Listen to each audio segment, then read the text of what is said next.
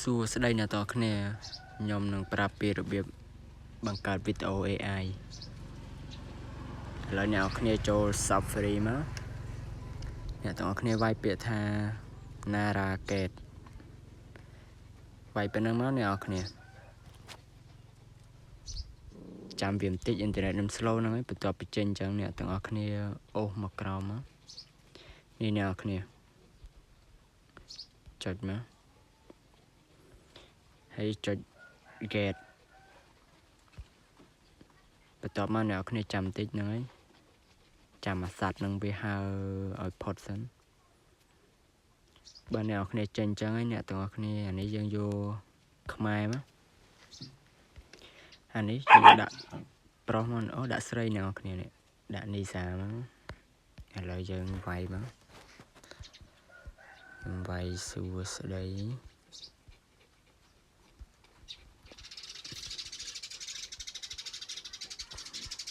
វាយ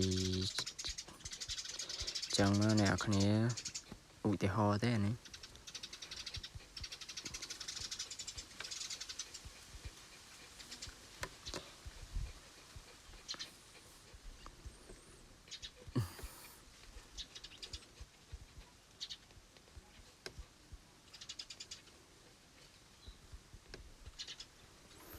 ឥឡូវចុចដានមកអ្នកនរគ្នានេះ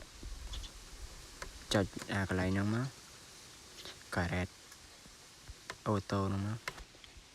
ហ្នឹងចាំអាសัตว์នឹងវាហើបន្តិចសិនអ្នកទាំងអស់គ្នា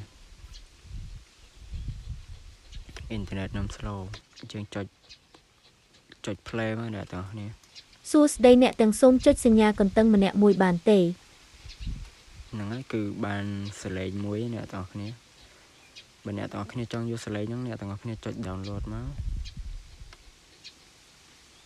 អ្នកទាំងអស់គ្នាចុច download មកហើយសលេងហ្នឹងវានៅនេះហើយអ្នកទាំងអស់គ្នា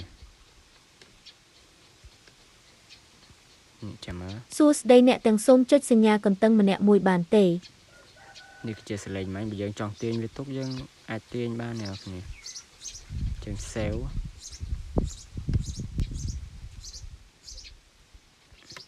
អ្នកទាំងអស់គ្នា save ក្នុងហ្នឹងមកយើងអាចទាញវាបានហើយអ្នកទាំងអស់គ្នាតែប៉ុណ្្នឹងគឺរួចជាការស្រេចហើយអ្នកទាំងអស់គ្នាហ្នឹងហើយវីដេអូខ្ញុំមានតែប៉ុណ្្នឹងទេបាយបាយ